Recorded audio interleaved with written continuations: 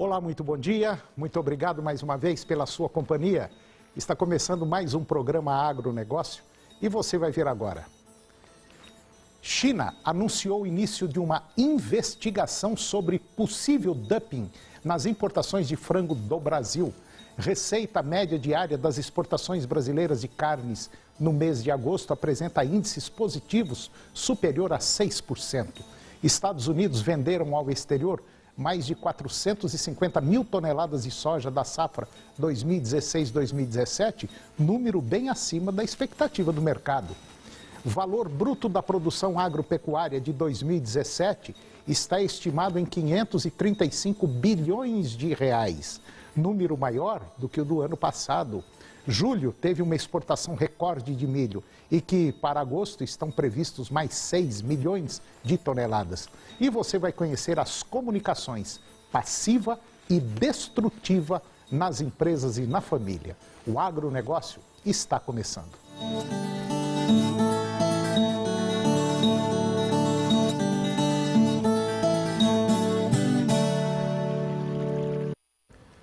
O Ministério de Comércio da China anunciou agora o início de uma investigação sobre possível dumping. Quer dizer, é aquela venda de produtos com preço abaixo de mercado. Isso nas importações de frangos procedentes do Brasil. Essa investigação se prolongará por pelo menos um ano, até 18 de agosto do próximo ano, e com a possibilidade de prorrogação por mais 12 meses, pelo menos é o que informou o Ministério em um comunicado do Ministério chinês. A pasta estima que 50% do fornecimento de frango na China, segundo o maior consumidor desta carne do mundo, procedia do Brasil entre os anos de 2013 e 2016. Além disso, a China é o maior consumidor de frango mundial brasileiro e 85% das importações congeladas desta carne procedem daqui do Brasil. E o nosso país substituiu os Estados Unidos como o maior fornecedor de frango à China, porque o gigante asiático lançou taxas anti-dumping contra as importações do setor procedente de produtores americanos em 2010. A receita média diária das exportações brasileiras de carnes, acumulada no mês de agosto, do dia 1º ao dia 12, portanto 9 dias úteis, ainda apresenta índices positivos de quase 7% sobre o mês de julho e quase 25% sobre os fechamentos de agosto do ano passado. Os volumes alcançados até o momento, projetados para os 23 dias úteis de embarques do mês, indicam crescimento anual nas carnes bovina, suína e avícola.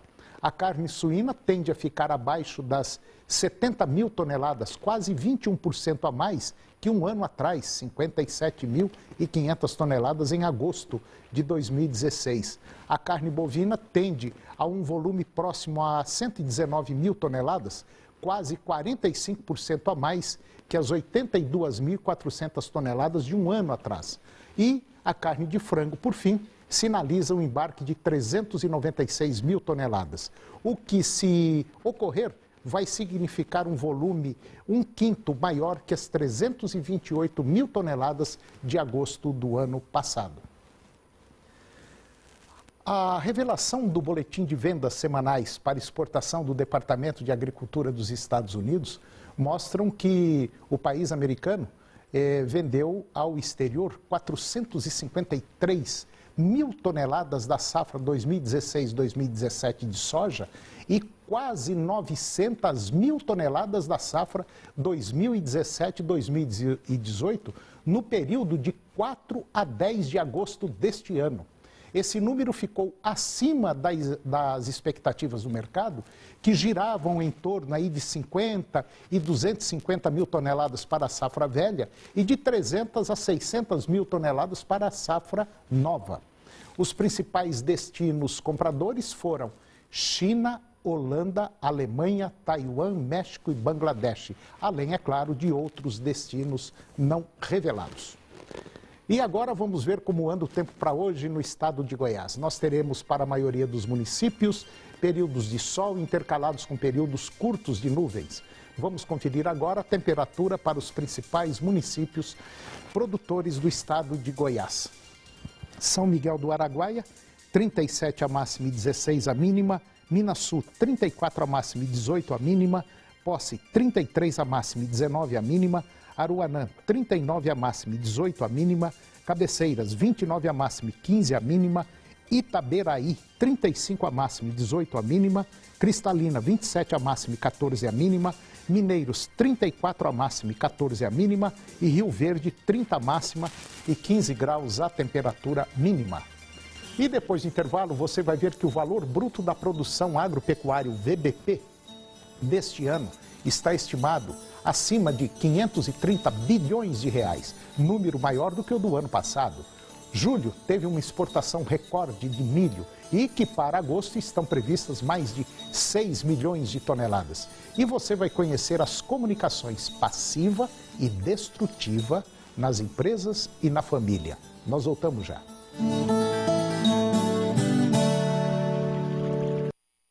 Segundo o novo estudo da Secretaria de Política Agrícola do Ministério da Agricultura, o valor bruto da produção agropecuária, o VBP, de 2017, está estimado em 535 bilhões de reais. O valor calculado com base nas informações do mês de julho é 4,5% maior do que o obtido no mesmo mês no ano passado, que foram de 512 bilhões de reais. Segundo o Ministério da Agricultura, esse resultado é das lavouras, que corresponde a 367 bilhões de reais, o que representa um aumento de 10% em relação ao ano passado. Já a pecuária entrou com valor de 167 bilhões de reais e aqui ela teve um recuo de 6,3%. Em relação ao ano passado, esse valor final de 2017 deve ser próximo a esta estimativa, já que o ano agrícola está quase encerrado para a maior parte das lavouras. Na agricultura, o destaque este ano é para a safra recorde de grãos, estimada em 238 milhões de toneladas. Essa estimativa é da Conab e de 242 milhões, segundo o IBGE. Entre os produtos que teve um maior destaque, com resultados mais favoráveis, nós destacamos o algodão, com aumento real de 75%, cana-de-açúcar com 46%, laranja 25%, milho 19% e a soja 2,3%. O valor da produção da soja, de 115 bilhões de reais, corresponde a 31% do VBP total. Mas, segundo o estudo, houve anos em que a participação foi maior, como em 2015 e 2016. Já na pecuária, carne bovina, frango e ovos registraram queda de preços, o que resulta em uma redução do faturamento dessas atividades. Suínos são os principais destaques. Eles têm se beneficiado de aumento de preços ao produtor. Os números que saíram agora da consultoria FC Stone mostram que o mês de julho teve uma exportação recorde de milho e que para o mês de agosto estão previstas mais 6 milhões de toneladas. Existe muito milho disponível no mercado e o Brasil tende a exportar muito mais do que no ano passado. Além disso, as exportações de soja também devem ser maiores, com volumes consideráveis nos próximos meses. No entanto, essas exportações encontrarão um empecilho, que é a alta dos fretes. O aumento do combustível também trouxe um impacto que deve ser da ordem aí de 4% por conta do diesel. Em estimativas divulgadas pela FC Stone, um frete que sai de Dourados, no Mato Grosso do Sul, e vai a Chapecó, em Santa Catarina, passou de R$ 95,00 por tonelada em junho para R$ 135,00 agora, em agosto. Já saindo de Sorriso, no Mato Grosso, indo até Paranaguá, lá no Paraná, o frete saltou de R$ 230,00 em junho para R$ 275,00 a tonelada, agora em agosto. Considerando valores pagos pela tonelada, esses valores tendem a diminuir a competitividade do milho, principalmente com um câmbio não muito favorável. Existe muito milho no mercado e ainda existem dúvidas de quanto irá se ser exportado agora, nesse segundo semestre. Contudo, a FC Stone acredita que os fretes não devem subir mais e que tendem a se manter em níveis mais estáveis. Já do lado da soja, os embarques estão adiantados. Faltam apenas 10 milhões de toneladas a serem exportadas, com um embarque que tende a ser considerável até o final do ano.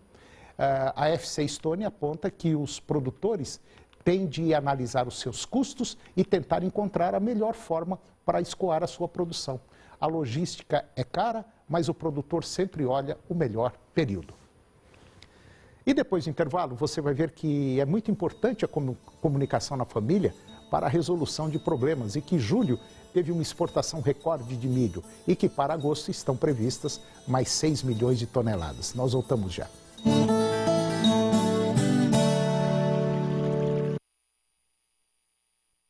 Após longo período de negociação, principalmente truncada, e de recorrentes tentativas de compra por preços abaixo da referência, que davam um tom baixista ao mercado de reposição, surgem agora sinais de recuperação.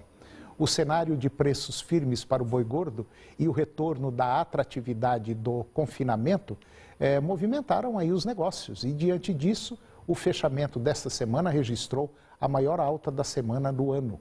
É a primeira desde o início de março. No balanço semanal, na média de todas as categorias de machos e fêmeas anelorados, que foram pesquisados pela Scott Consultoria, as cotações registraram uma alta de 0,5%. Para o curto prazo, a tendência é que a procura continue aquecida e as cotações se mantenham firmes. A baliza de preços entre compradores e vendedores deve se manter acirrada no curto prazo. Para quem pretende investir na compra, se atentar ao mercado do boi gordo, passa a ser extremamente importante, uma vez que este possui alta correlação com animais de reposição. E agora eu vou conversar com Adriana Ferreira, doutoranda em governança e sucessão no agronegócio, mestre em desenvolvimento de líderes, especialista em consultoria e coordenação de grupos, especialista também em coaching. E nós vamos falar sobre os tipos de comunicação nas empresas e na família. Doutora Adriana Ferreira, bom dia. Bom dia, Antônio. Tudo bom? Olha, tudo excelente, né? Ixi, beleza. Tá tudo ótimo. O país está indo bem, está caminhando, muita comunicação nesse país. Eu vinha pensando nisso, mas aí eu passei por um IP, Antônio, e mudei completamente. Então, tá tudo, tudo bem. Tudo florindo, tudo começando. Esse tema de hoje, doutora Adriana, que a gente vai falar sobre a comunicação nas empresas e na família, é um negócio interessante.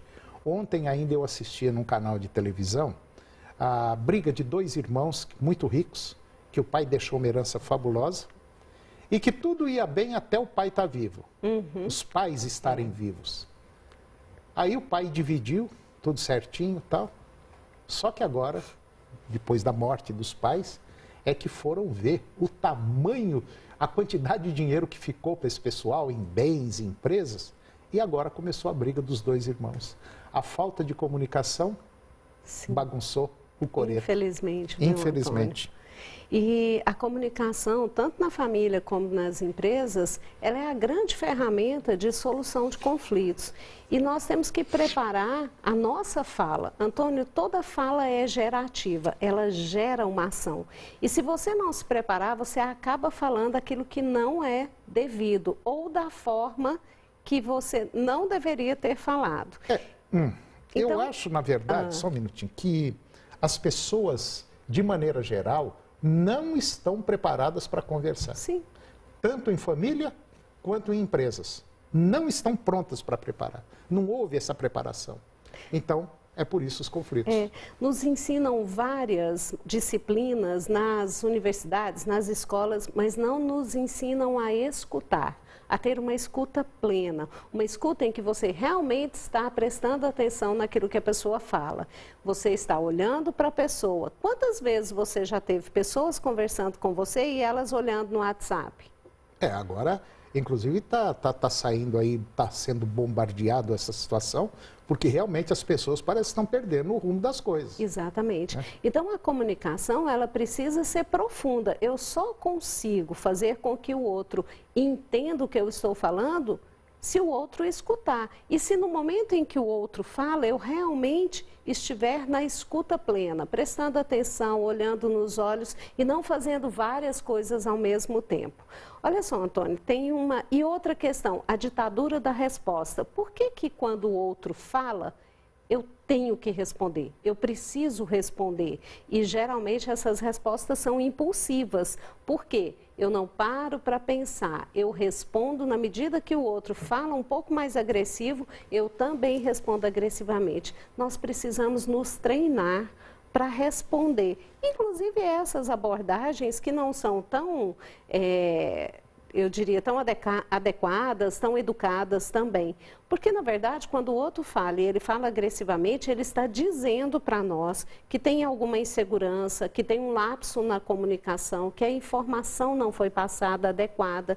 Então, nós temos que parar para pensar a lacuna que existe na comunicação que está gerando aquele comportamento. É por isso que muitas empresas não vão para frente, muitas fazendas também não saem do lugar justamente por falta dessa falha na comunicação. E muitas famílias brigam, né? E brigam feio. Na sucessão, brigam antes da sucessão. A gente precisa adequar o nosso comportamento, a nossa comunicação. Doutora Adriana, vamos para o intervalo comercial e depois a gente volta para falar sobre comunicação destrutiva e comunicação construtiva. É um minutinho só.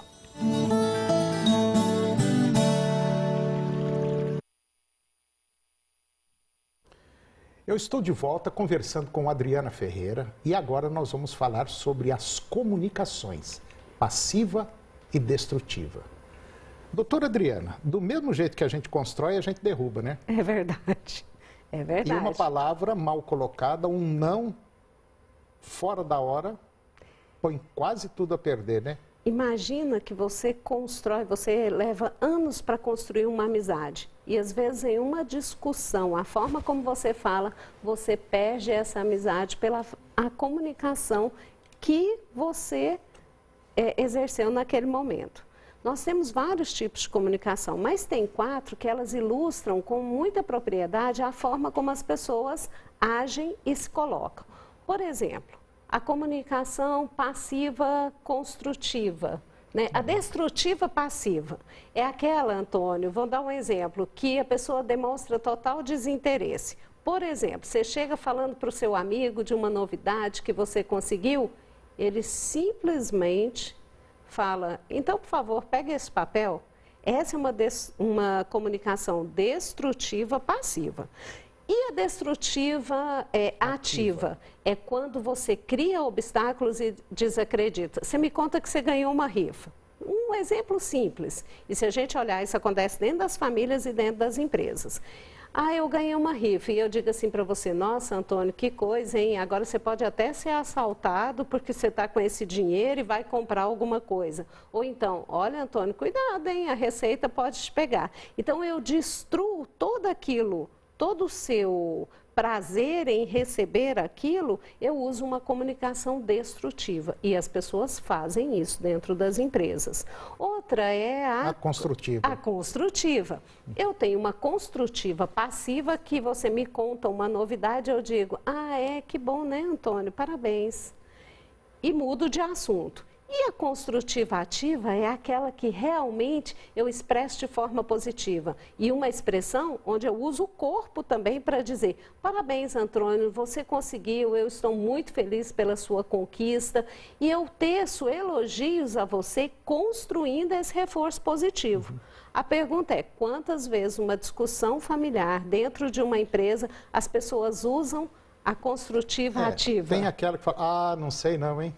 Não sei se vai dar certo. Não sei não se vai dar certo isso aí, viu? Ou então, nós já tentamos, mas isso não deu certo. Não funcionou. Isso é destrutiva passiva e destrutiva ativa. E você simplesmente fere as relações com esse tipo de comunicação.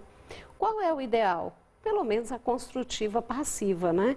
Agora, com treino, nós somos capazes de fazer a construtiva ativa o tempo inteiro, que é colocar o potencial do outro em evidência, olhar para o outro realmente e respeitá-lo por quem ele é e dizer a ele aquilo que ele pode fazer, dar os parabéns, celebrar com o outro. Então, é uma questão de hábito, é uma questão de você policiar seus pensamentos que são refletidos na sua comunicação. Agora, nessa comunicação, principalmente entre a destrutiva passiva e a destrutiva ativa, por exemplo, envolve muito medo, muita inveja, né? Muita falta de conhecimento. Sim. Às vezes a pessoa não sabe o que o outro está falando, entendeu? E já não concorda. Sim. Tem medo do outro sobressair, né? Tem uma série... E julga, né, Antônio? Julga errado. A grande questão é que as pessoas julgam o que o outro pode pensar e o que o outro pode falar. E elas partem para essa relação destrutiva. Então, assim, entra muito medo, como você disse, muito medo e insegurança, mas entra muito julgamento. Então, antes de julgar, pergunte à pessoa o que realmente ela deseja. Ou vai atrás primeiro para saber. Vai atrás primeiro. E nós temos isso demais, né? Com certeza. Ah, eu já vi gente, mas você está falando isso baseado em quê?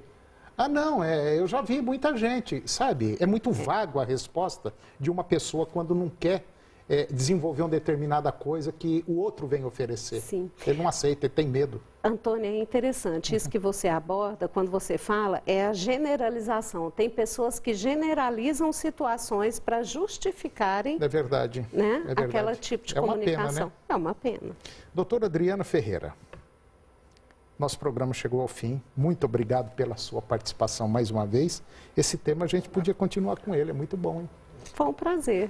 Ok. Obrigada. Até o próximo. Até o próximo. E o programa de hoje chegou ao fim e eu termino com a seguinte mensagem. Se você não for melhor que hoje, no dia de amanhã então, para que você precisa desse amanhã? Um grande abraço, bom dia e até o próximo programa.